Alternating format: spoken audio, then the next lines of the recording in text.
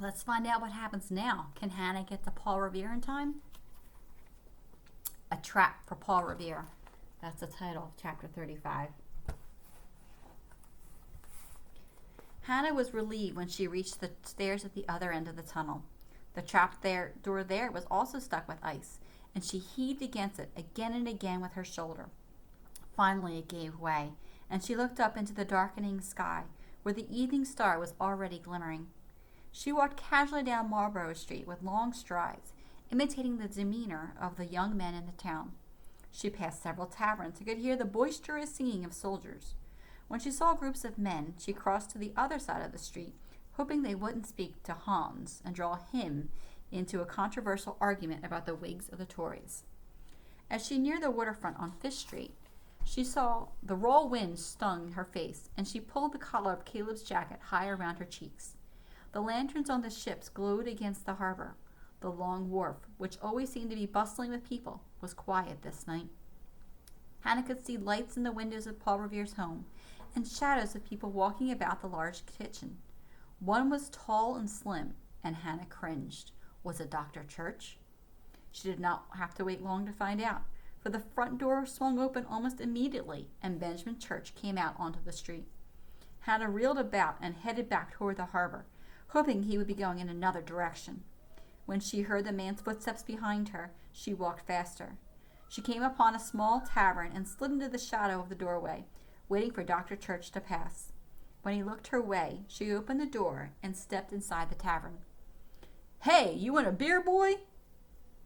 A man in a white shirt came toward her. Hannah shook her head and fled outside again. Dr. Church's lanky figure was farther down the street, so she headed back to Paul Revere's house. When Hannah knocked on the heavy oak door, Paul Revere himself opened it. "Hans," he said, "I haven't seen you for quite a while." He stood aside and motioned for Hannah to enter. "Caleb is ill with the throat distemper," Hannah whispered, "so I came myself to tell you some important information." Mr. Revere shook his head in alarm. "Oh dear, I hope the boy recovers. This is a bad illness." He pointed to a chair and asked, "Would you care for some mulled cider to warm you up? It's a mighty cold night out there." Mr. Revere went to the stove, poured a mug of steaming cider that smelled strongly of cloves, and handed it to her. You were correct about Portsmouth back in December," he said, taking a seat, "although your timing was off. The British ship was not headed for Portsmouth. It was on its way to Boston." "I'm sorry. I can only report what I heard." Mr. Revere smiled. "Oh, it worked out for the best," he said. "And you should feel satisfied that the arms were long gone when the redcoats finally showed up." Hannah sat down and sipped the warm cider gratefully. She could hear the sound of children in the loft. "May I speak freely?" "Yes, of course," he said. "What do you have to tell me?" "I heard General Gage discussing the arms in the town of Salem. They are planning to send the entire 64th Foot Regiment posted at Castle William to recover the cannon and field pieces from Salem." "And when is this to take place?" Mr. Revere asked. "The next Sabbath, sir. They will send a ship with soldiers in hiding to Marblehead and march on Salem from there." Mr. Revere leaned back and smiled. "I heard about this plot," he said. "In fact, it was brought to my attention just before you arrived." Mr. Revere continued, "There is one inconsistency, however. My source tells me that it will take place on Saturday." "I don't know who your source is, Mr. Revere," Hannah said, "but I know for a fact it will be on the Sabbath." Mr. Revere looked at her kindly. "Thank you, Hans. I made plans for a few minutes ago to row to Castle William tomorrow, Friday, and see what's acting up at the garrison there." Dr. Church must have informed him, but how did he learn of the new plot? She wondered, remembering the secrecy of the meeting General Gage had with Colonel Leslie and the officer. She still felt that she was right about Benjamin Church, but then why had he brought this message to Paul Revere? And why did he say the ship would sail on to Marblehead on Saturday, one day earlier than Hannah had heard? Suddenly, Hannah realized why. General Gage feared that once Paul Revere knew about the mission, he would ride out to Salem and bring the warning as he had in Portsmouth. But if Mr. Revere and his men went to Castle William beforehand, they would be captured by the British, arrested for trespassing, and kept on the island until after the Sabbath. He was heading straight into a trap. Well, that's certainly a problem. Chapter 36 then is called Web of Lies.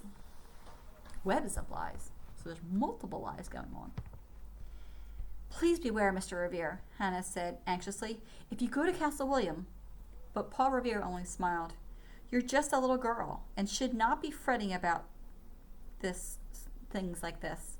Besides, I've already been informed that there's actions taking place out in the harbor, and we'll investigate. Thank you for being so concerned. Hannah sighed. Perhaps Mr. Revere was right. After all, she hadn't heard everything that was spoken in General Gage's office, and that had been the cause of her error before. Very well, sir, she said.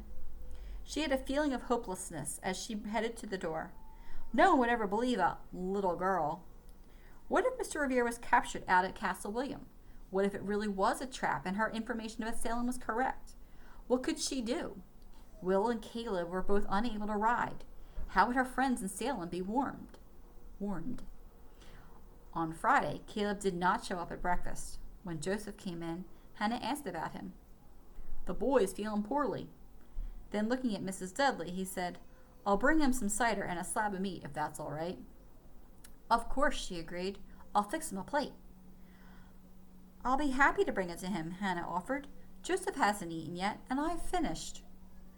Don't get near Caleb, Mrs. Dudley warned. Just leave it on a table. She carried the food and mug of hot cider to Caleb's room over the stable. He did look poorly, not flushed with fever, as he had yesterday, but pale, with large dark circles under his eyes. He sat up and pointed to the chair by his bed. Put the food there, Hannah. I'm not sure I can eat anything. He spoke with more strength in his voice, but his throat and neck looked swollen. You need to eat, she said, opening up the basket of food. Are you feeling better? She stepped away from Caleb's bed. Somewhat. He sipped the cider and flinched as he swallowed. My throat is mighty sore. He watched her painfully from over the rim of the mug. What happened with Mr. Revere? Someone had already informed Mr. Revere about Salem and suggested he go to Castle William and see for himself how the ships and troops are preparing for Saturday. Saturday? I thought they were heading for Salem on the 7th. Someone told him differently. Caleb, if Mr. Revere goes out to the island today, I'm afraid he'll be taken prisoner. He'll do it secretly, Hannah. No one will be watching for him. Hannah shook her head. I have a feeling someone out there will be watching for him. Caleb bit into a biscuit and chewed it slowly. Everything is in good hands. Whoever informed Mr. Revere about the action wouldn't suggest that he go out to Castle William if there was a chance he'd be captured. It was Dr. Benjamin Church who informed him, Hannah said. Well then, as I said, everything is in good hands. Hannah headed for the stairs. You'll eat those words when Mr. Revere is captured at the Castle William fort. She suddenly knew without a doubt what she must do. Turning to Caleb, she announced, and when Mr. Revere is unable to ride to Salem, I will go. As sick as he was, Caleb laughed and nearly choked on the biscuit. You're daft, Hannah. We'll soon find out who's daft, Hannah sputtered as she stomped down the stairs and back to the kitchen. It was early afternoon when Hannah, who was in the scullery ironing linens for Mrs. Dudley, heard the sound of horses and unrestrained laughter in the courtyard. Peering out the window, she saw a group of redcoats tying up their horses at the hitching posts. Two of them ran around to the front of the mansion and entered through the main door. Announce us to General Gage, they ordered to Edward as they stomped up the ground stairway. He'll be happy with this news. Hannah set the flat iron on the fire to heat up again. Then she grabbed a tablecloth and went out to the scullery door to shake the crumbs, all the while straining to hear what the other soldiers were joking about out in the courtyard. What a prize!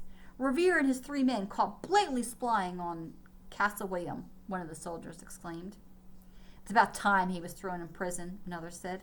Let's hope Tommy keeps him there a long time. Ah, said a third officer scornfully. Tommy is too soft on these Yankees. He'll let Revere go in a few days to make more trouble for us. Tommy was another one of the nicknames British soldiers used for General Gage, and was usually spoken with contempt. Many of the soldiers thought he was too easy on the Americans. They would have preferred that he had a mass hanging for the Whigs and the Patriots. Hannah had been right. Mr. Revere's trip to Castle William was a trap. And now Mr. Revere was in prison. Would he believe her about Dr. Church now? Would Caleb? Even Dr. Warren, the leader of the Sons of Liberty, trusted Dr. Benjamin Church. None of the Sons of Liberty would believe the man was a traitor. If she related to them the British plans for Salem, Dr. Church would discredit her, and her own disloyalty to General Gage would be found out. The arms must be hidden before the soldiers arrived on the Sabbath the day after tomorrow. Hannah thought about her friends and neighbors in Salem and how they would be spending a quiet, reverent Sabbath, unprepared for the soldiers who would arrive to take their only means of protection. It was up to her to bring the warning to Salem. Her mind began to spin with plans and fears. She would go to Charlestown and find Promise. Paul Revere had made the ride to Portsmouth in one day, probably changing to a fresh mount somewhere along the route. However, Salem was less than half the distance it was to Portsmouth, so she could ride Promise all the way. But while Meg was not around, Mrs. Dudley might have worked for her. What would they do if they found her missing? If they thought she was sick with the throat distemper, would they stay away from her room? "Hannah!" Annie called from the scullery. Hannah gave the table covering a final shake. "I'm coming!" Annie had a load of wet linen to be hung outside. Hannah took the basket of laundry to the back of the mansion, where clotheslines had been strung neatly between two posts. The sun was low in the west, and as quickly as Hannah could stretch the sheets across the clothesline, they became stiff and frozen in the cold wind. It would be another day before they would dry enough to be brought into the house. While she hung the laundry, her fingers stinging from the cold, Hannah planned her trip to Salem. She would ride at Hans. The people of Salem, like those of Boston, would be more inclined to believe a boy than a girl. What about Catherine? She hated to ask Catherine to lie for her. Perhaps she could help. That evening at the servants' table, Hannah complained she was feeling ill, but would take food to her room for later. Mrs. Dudley wrapped up a plate of smoked turkey and cheese and set it on a tray along with an apple and pudding. "I hope you haven't caught the throat distemper, dear," she said. "I'll take care of her." A worried Catherine took the tray and followed Hannah upstairs. Once inside their room, Hannah confessed to her friend, "I'm not really sick. I lied." Hannah set the tray on a table, sat on the bed, and listened in alarm to Hannah's plans. "Hannah, you can't go off to Salem like this. It's dangerous. What if General Gage discovers that you've been spying for the Whigs right here in Province House? Why, you could be sent to the river." Catherine's words ended in a sob. Hannah put her arm around her friend. "I'll be back the next day, Catherine. If anyone asks for me, tell them I'm sick in a bed." "What if something happens to you? And what if they find out I've been lying for you? It's not just your life that's in danger. Caleb, Will, we're all involved. There's more lies, the more danger for everyone." "Catherine, someone must warn the people in Salem." They were both silent for a while. Hannah hadn't considered how others would be endangered. "There's no one else who can go," she said quietly. Catherine covered her face with her hands. Then, to Hannah's surprise, she said, "If you must go, then so be it, Hannah. I'll make excuses for you." "I will come back Sunday night," Hannah vowed. "Promise will be too tired to return to Boston, but I'm sure someone will bring me." She tied the turkey, cheese, and an apple in a napkin for her ride and gobbled up the pudding. Then she pulled out the 10-pound note that Mrs. Gage had given her for Christmas. This would more than pay for any expenses along the way. How ironic that the governor and his wife will be paying for her betrayal of them. That's surprising. And that's it for our next 2 chapters. Tune in next time to find out what happens.